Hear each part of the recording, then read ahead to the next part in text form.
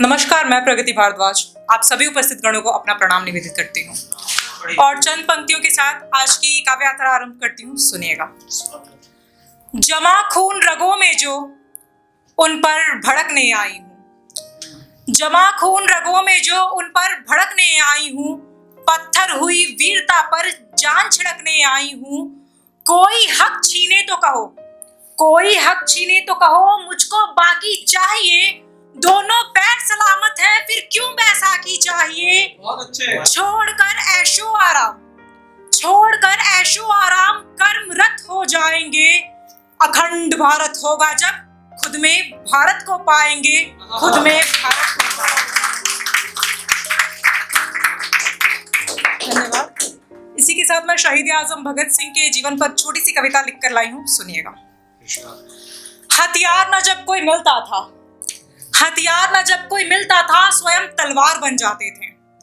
हथियार न जब कोई मिलता था, स्वयं तलवार बन जाते थे। रगों में अरियों के अटक जाए, वो रक्तधार बन जाते थे। लाहौर में थे जन्मे, अपने भारत से जमकर प्यार किया। डीएवी में सीखशाली ब्रिटिश विद्यालय का बहिष्कार किया। आजादी को लक्ष्य बनाकर वो पग पग बढ़ते जाते थे। सीखने की इच्छा थी प्रबल, पुस्तक वो कई पढ़ जाते थे।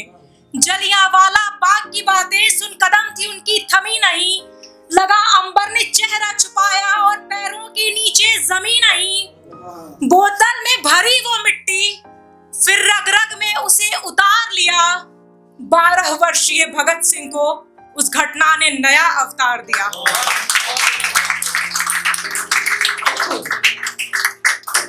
जो इंच भी मंजिल से दूर करे, वो राह नहीं अपनाते थे। एकाकी की भावना थी, गरम दल के कहलाते थे।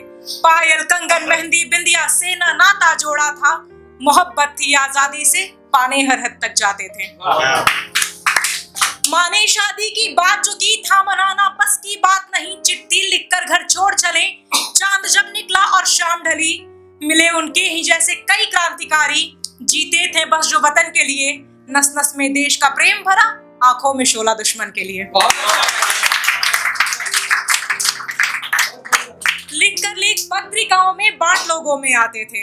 लिखकर लेख पत्रिकाओं में बांट लोगों में आते थे। जेल भी जाना पड़ता था तो तनिक नहीं घबराते थे। लाला लाजपत राय का बदला जाकर लेते आए थे। भेष जो बदला कोई गोरे पहचान उन्हें ना पाए थे। सेंट्रल असेंबली में किया धमाका, सेंट्रल असेंबली में किया धमाका बहरों को सुनाने को। सेंट्रल असेंबली में किया धमाका बहरों को सुनाने को। न घात करे ऐसा बम बटुकेश्वर दत्त से कहा बनाने को।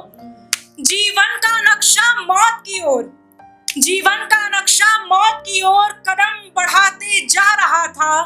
पर इनकलाब जिंदाबाद का नारा देश का प्रेमी लगा रहा था।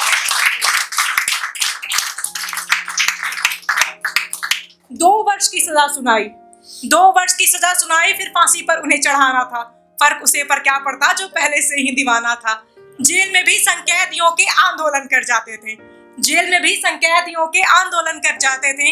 अंग्रेजों का दम था घुटा, वो ना कुछ नहीं चबवाते थे।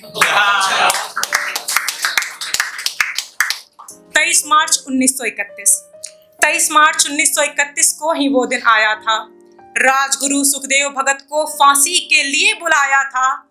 तीनों जवान हंसते हंसते, तीनों जवान हंसते हंसते हमेशा की तरह बेखौफ चले। और हकदार सच्चे आजादी के, सौगात हमें वो सौंप चले, सौगात हमें वो सौंप।